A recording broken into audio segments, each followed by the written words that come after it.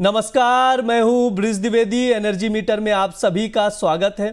तेल की कीमतों में शुक्रवार आज के सेशन में देखें तो लगातार तीसरा सेशन है जहां पर गिरावट जारी है, क्योंकि अमेरिका ने रूस यूक्रेन शांति समझौते पर जोर दिया है। लगातार प्रस्ताव भी आया है, जिससे अगर देखें तो ग्लोबल मार्केट में अगर देखा जाए तो अधिक तेल आपूर्ति हो सकती है। हालांकि निवेशकों की नज़र अभी भी फेडरल रिजर्व के रेट कट की अनिश्चितता को लेकर उस पर टिकी हुई है। अगर इसके अलावा आप लोगों को बता दें, नेचुरल गैस को बात करें तो नेचुरल गैस में काफ़ी ज़्यादा हमने वोलेटिलिटी देखी। 405 के करीब ट्रेड कर रहा है, ऊपरी स्तरों पर चल रहा है। दिसंबर की शुरुआत में ठंड बढ़ने की भी उम्मीद जताई गई है। हीटिंग की ज़रूरत बढ़ेगी, जिससे कीमतों को और सपोर्ट मिलता हुआ दिखाई दे सकता है। ऐसे में कच्चे तेल और नेचुरल गैस में ट्रेडर्स की क्या रणनीति होनी चाहिए, कच्चा तेल खरीदें या बेचें, इस पर बातचीत करने के लिए हमारे साथ जुड़ रहे हैं कमोडिटी समाचार सिक्योरिटीज के को फाउंडर और हेड रिसर्च अंकित कपूर जी। अंकित सर, बहुत बहुत स्वागत है आपका द बोनस में। जी नमस्कार सर, टेक्निकल लेवल्स आपसे जाने समझें उस पर नेचुरल क्रूड ऑयल पर सबसे पहले अभी 5167 के करीब हम लोग MCX पर देख रहे हैं। ब्रेंट की बात की जाए, WTI क्रूड की बात की जाए, सभी जगहों पर गिरावट हम लोग देख रहे हैं, नरमी देख रहे हैं। लेकिन सबसे पहले मैं आपसे राय लेना चाहूँगा सर, ओवर सप्लाई की जो बार बार बात हो रही है कि रूस और यूक्रेन के बीच शांति समझौते पर अमेरिका की ओर से जोर दिया जा रहा है। अगर ये शांति समझौता हो जाता है तो और कितना प्रेशर बनता हुआ आप देखेंगे क्रूड ऑयल में? ब्रिज जी, सबसे पहले तो बात करेंगे शांति समझौते की। तो रशिया और यूक्रेन दोनों के बीच में शांति समझौते की बात करी गई है, लेकिन उसके कुछ बहुत महत्वपूर्ण पॉइंट्स हैं जिसको मैं बताना चाहूंगा। सबसे पहला पॉइंट तो ये है कि जो जमीन है उनको कुछ अपनी देनी पड़ेगी। अगर यूक्रेन को जमीन देनी पड़ेगी तो कहीं ना कहीं वो टेंशन अभी रिलीज नहीं होगा। क्यों? क्योंकि जो यूरोपियन कंट्रीज है वो ये नहीं चाहती हैं कि जो यूरोपियन कंट्रीज हैं वो जो यूक्रेन है वो अपनी जमीन रूस को दे, मतलब रशिया को दे।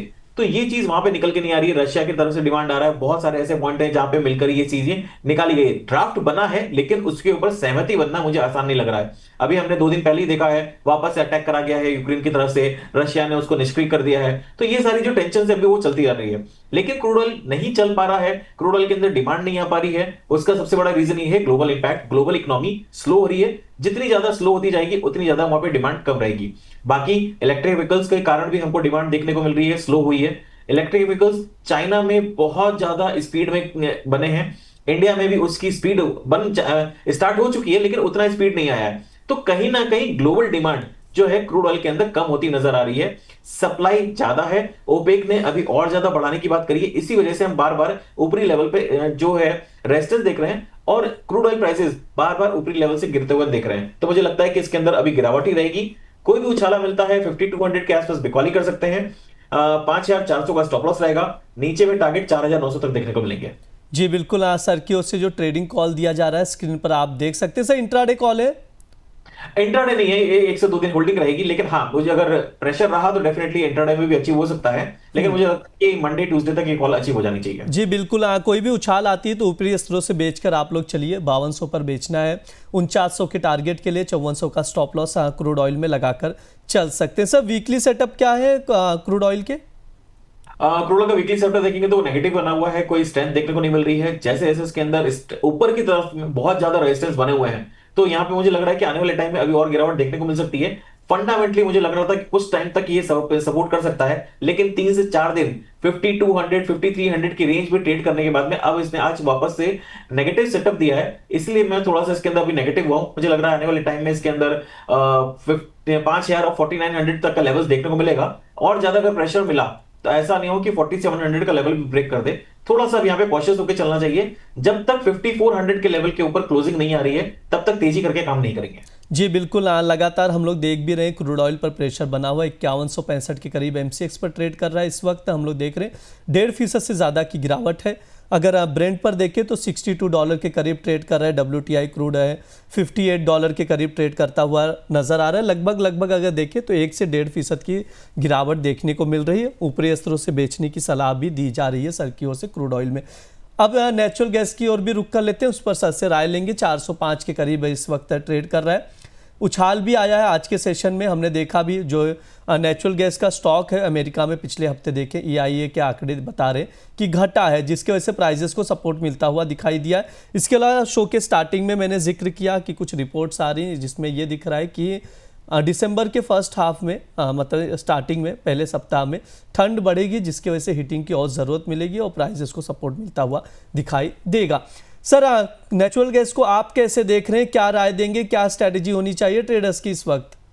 नेचुरल गैस जैसे कि हमने पहले भी बात करी हुई है, काफी पॉजिटिव है और आने वाले टाइम में अभी इसमें और ज्यादा तेजी देखने को मिलेगी। तो कोई भी अगर गिरावट मिलती है तो डेफिनेटली इसमें खरीदारी रहेगी, लेकिन एक लेवल याद रखिएगा 410 का। अगर 410 के ऊपर वीकली क्लोजिंग आती है, मैं फिर बोल रहा हूं 410 के ऊपर अगर वीकली क्लोजिंग आती है तो 375 का स्टॉप लॉस लगा के होल्ड करिए। बहुत जल्दी 440 से 450 तक के टारगेट्स देखने को मिलेंगे। और मैं थोड़ा सा लॉन्ग टर्म की बात करूं 3 से 6 महीने के व्यू, तो मुझे लगता है कि 600 का लेवल भी क्रॉस करता हुआ नजर आएगा। जो पुराना टाइम था जहां पे गिरावट देखने को मिली थी, तब चार्ट पे अगर बात करूं तो यहां पे 400 से लेके 600 के बीच में कोई भी रेजिस्टेंस नहीं मिल रहा है। डायरेक्टली अगर मैं बात करूं तो 600 से 620 के बीच में ही रेजिस्टेंस आ रहा है। तो 410 का लेवल का वेट करिए। वीकली क्लोजिंग 410 के ऊपर रहती है, 375 का स्टॉप लॉस रहेगा, टारगेट 440 से 450 और थोड़ा सा लॉन्ग टर्म में लेंगे तो 600 तक के भी टारगेट्स देखने को मिल सकते हैं। जी बिल्कुल, जो लेवल्स बताए जा रहे हैं, जो टारगेट्स बताए जा रहे हैं वो देखने को मिल सकते हैं। नेचुरल गैस को लेकर सर स्टार्टिंग से बुलिश है, लेवल्स भी देखे, टारगेट्स भी अगर लॉन्ग टर्म में देखें तो अच्छे खासे नज़र आते हुए दिखाई दे रहे हैं। ओवरऑल हमने नेचुरल गैस और क्रूड ऑयल पर विस्तार से बातचीत की है। फंडामेंटल सर ने बताए, ट्रेडिंग कॉल्स बताए जिन पर आप लोग नज़र बनाकर चल सकते हैं। सर, आपकी ओर से कोई डिस्क्लेमर? जी, मार्केट में मेरी कोई पोजीशन नहीं है। जो भी मैंने बात करी है सारी अनबाइस्ड है।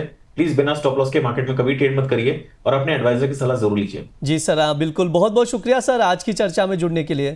Thank you so much. ये हमारा एनर्जी मीटर शो है। इस दौरान क्रूड ऑयल और नेचुरल गैस पर विस्तार से बातचीत की जाती है, फंडामेंटल्स बताए जाते हैं, ट्रेडिंग कॉल्स दिए जाते हैं जिन पर आप लोग नज़र बनाकर चल सकते हैं। फिलहाल के लिए इस शो में इतना ही। आप लोग बने रहिए द बोनस के साथ। धन्यवाद।